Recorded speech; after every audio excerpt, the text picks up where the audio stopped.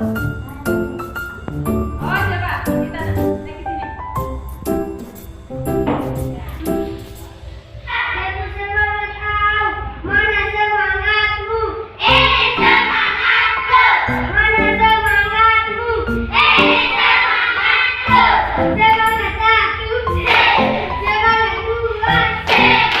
Semangat tiga.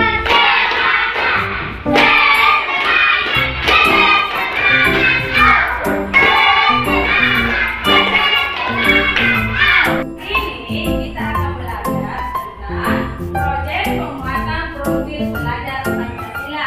Temanya yaitu gaya hidup berkelanjutan. Topiknya adalah alam mendidik kita kreatif. Nah, hari ini kita akan membuat proyek untuk pemanfaatan daun untuk ekoprint. Anak-anak, sekarang kita akan masuk ke pembahasan dulu mengenai pengelolaan sampah. Bagaimana pengelolaan sampah itu terbagi atas dua. Yang pertama ada sampah organik, dan yang kedua sampah anorganik. Nah, hari ini kita akan membahas tentang apa itu sampah. Sampah adalah semua material yang dibuat dari kegiatan rumah tangga, perdagangan, industri, dan kegiatan pertanian. Bagian dari sesuatu yang tidak dipakai, tidak disenangi, atau sesuatu yang harus dibuat, yang umumnya berasal dari kegiatan yang dilakukan manusia, termasuk kegiatan industri, tapi bukan yang biologis. Pertama, di sini ada sampah organik.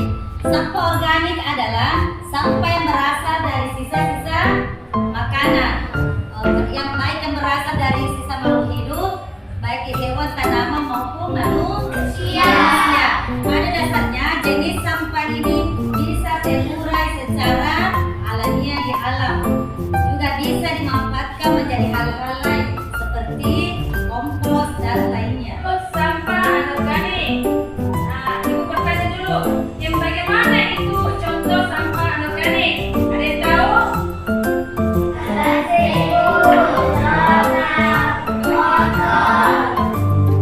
Anak-anak, coba perhatikan gambar di atas. Sekarang kita akan membuat ekoprint. Sejarah ekoprint pada zaman prasejarah. Sejak awal ekoprint bisa ditelusuri hingga zaman prasejarah. Manusia purba pertama kali menyadari potensi bahan-bahan organik dalam menciptakan corak pada kain.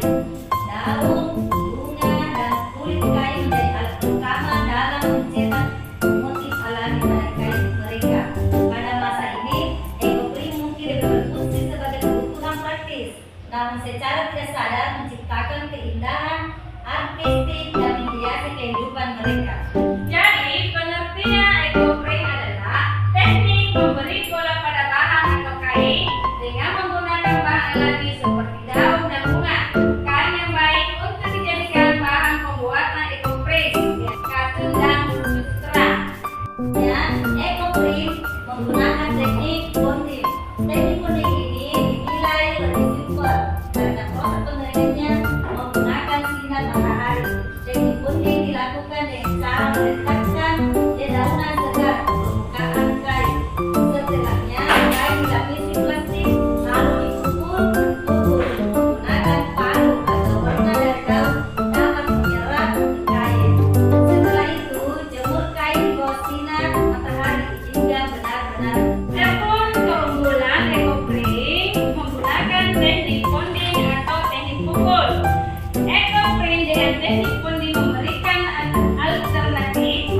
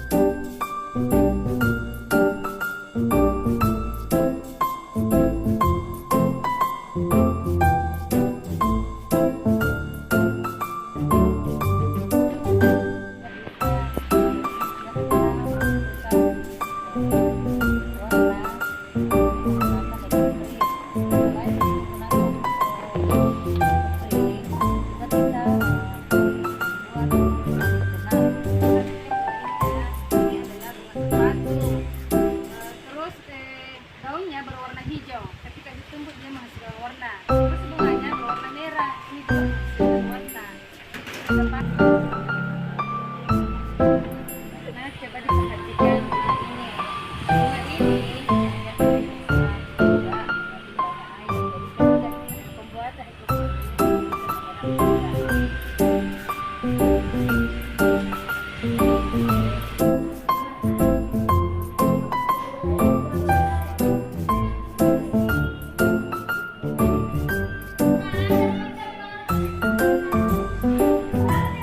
Assalamualaikum warahmatullahi wabarakatuh.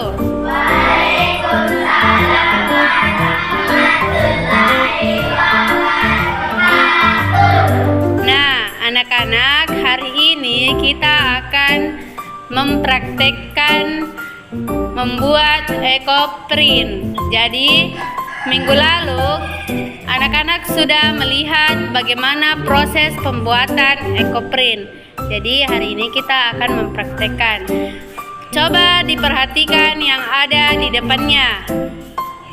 Oke, jadi yang di depannya itu sudah ada alat dan bahannya, seperti koran.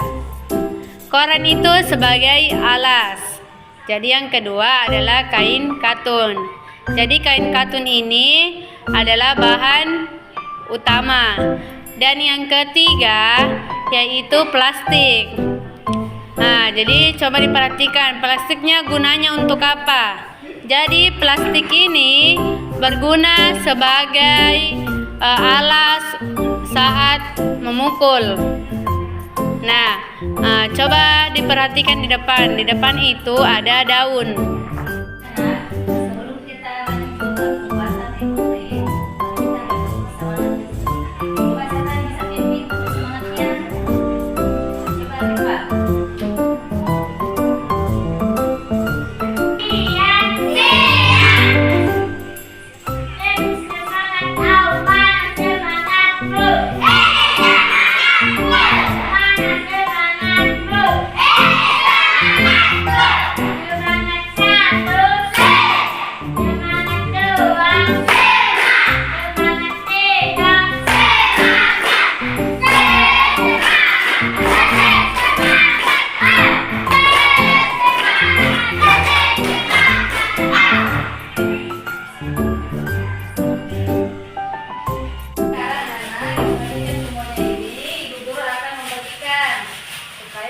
Bisa ditumbuk dan menggunakan air.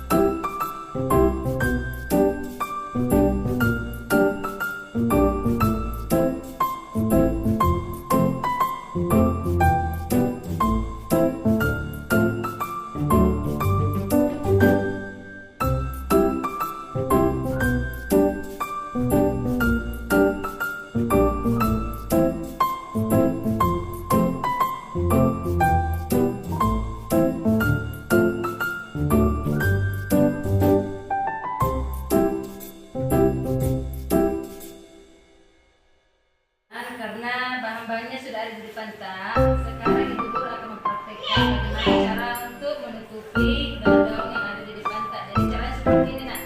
Kita ambil kantong plastiknya, menutupi dengan daunnya. Terus setelah itu kita ambil batu, lalu kita pukul-pukul turun itu daun-daunnya seperti ini, nak.